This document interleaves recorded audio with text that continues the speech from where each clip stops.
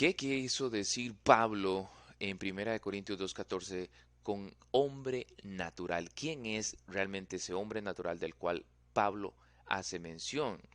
1 Corintios 2:14 dice, pero el hombre natural no percibe las cosas que son del Espíritu de Dios porque para él son locura y no las puede entender porque se han de discernir espiritualmente.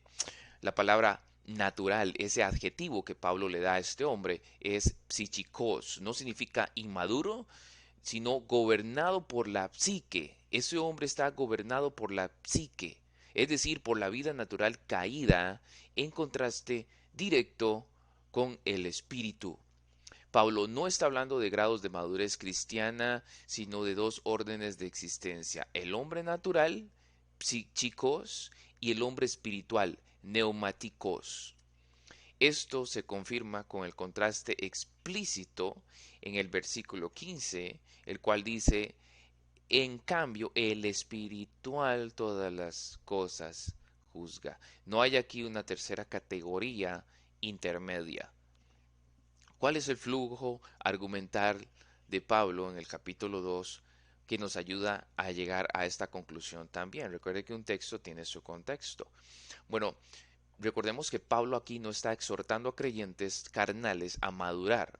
Está defendiendo el origen sobrenatural del conocimiento del Evangelio de Cristo, de la salvación que hay en Él, que Él fue a predicar a Corintios en sus inicios, y eso lo puedes ver en Hechos capítulo 18. Pablo está explicando que Dios no reveló el Evangelio por algún otro medio o por intelectualidad o conocimiento meramente, sino que las reveló por el Espíritu, dice el verso 10. El verso 12, Pablo dice, no hemos recibido el Espíritu del mundo, sino el Espíritu que es de Dios. Verso 13, hablamos palabras enseñadas por el Espíritu. Verso 14, el hombre natural no puede recibir estas cosas. ¿Cuáles? El Evangelio que se predica. ¿Por qué? Porque el hombre las tiene por locura. Y dice el verso 15, el hombre espiritual sí puede discernirlas. El argumento epistemológico y soteriológico es ese. Esto no es un argumento pedagógico como algunos quieren dar a entender. Si Pablo estuviera hablando de un creyente inmaduro, como algunos han postulado, estaría diciendo algo súper absurdo. Estaría diciendo que alguien que ya recibió el Espíritu no puede recibir las cosas del Espíritu. Eso es contradictorio, eso contradice el pasaje en sí, porque para él son locura, dice el pasaje.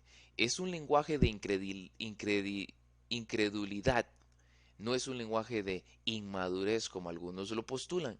El texto continúa diciendo, porque para él son locura y no las puede entender.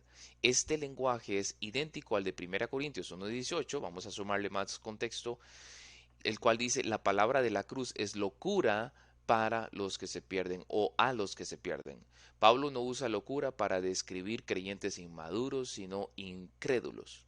El creyente inmaduro, el creyente inmaduro puede entender mal, aplicar torpemente algunos textos y sí necesita crecimiento, pero no considera nunca el evangelio como una locura. ¿Qué es lo que pasa? Que la persona que no ha nacido nuevo no las puede entender. Pablo está hablando de eso. Hay una incapacidad moral. No es que haya falta de entrenamiento o discipulado.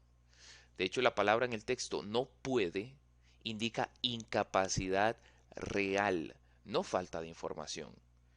Y Pablo explica la razón, porque se ha de discernir espiritualmente. Pablo no dice porque no ha estudiado, porque es inmaduro, porque le falta discipulado, porque tiene que ser catequizado, nada de eso. Pablo lo que sí dice es porque carece del espíritu. Y eso armoniza perfectamente con San Juan 6:44, Romanos 8 del 7 al 8, Efesios 2 del 1 al 5. ¿Por qué este texto es tan importante?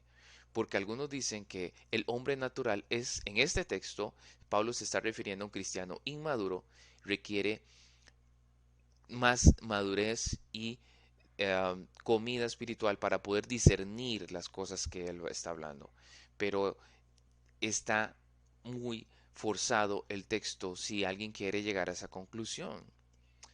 Decir eso que es un cristiano inmaduro requiere negar y diluir la doctrina bíblica del nacimiento de nuevo, de textos como San Juan capítulo 16, donde el Espíritu Santo es el que convence de pecado, justicia y de juicio, de pecado por cuanto no creen en mí. Hay una obra del Espíritu Santo previa a la confesión genuina de la salvación que se acepta en Cristo Jesús. Porque, ¿qué tenemos que entender del texto? Una persona puede tener el Espíritu Santo y al mismo tiempo no poder recibir las cosas del Espíritu. Eso es contradictorio. Eso es lo que algunos quieren dar a entender de este texto. Eso no es lo que Pablo dice. Eso es confusión, y una confusión antropológica. La Escritura enseña muy claramente que si alguno no tiene el Espíritu de Dios, no es de él. Por lo tanto, no hay cristianos sin capacidad espiritual. No hay cristianos que digan que el Evangelio es una locura, como lo que Pablo está diciendo ahí. ¿Ok? Ese hombre natural es un hombre no regenerado. Es lo que Pablo está diciendo ahí.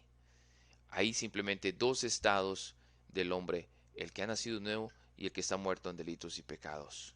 Por lo tanto, el texto no dice que el hombre natural no quiere discernir, sino que dice no puede. Y esa imposibilidad no se resuelve con exhortación, sino con un nuevo nacimiento, porque San Juan capítulo 3, verso 6 dice que lo que es nacido del Espíritu, Espíritu es. Por tanto, ¿quién es entonces el hombre natural? 1 Corintios 2:14 está enseñando que es el ser humano caído en su psique, gobernado por la naturaleza caída desde su psique, desde su mente, su ser, en ese sentido ontológico, no puede venir a Cristo. No puede, no entiende las cosas del Espíritu, no entiende el Evangelio por sí solo, necesita urgentemente el auxilio, la intervención del Espíritu Santo primero. Por lo tanto, este texto no humilla al creyente cristiano, está exaltando el Espíritu Santo. No exalta la capacidad humana, más bien magnifica la obra regeneradora de Dios. ¿Por qué? Porque Pablo ya ha dicho en 1 Corintios 1:29, para que nadie se gloríe en su presencia.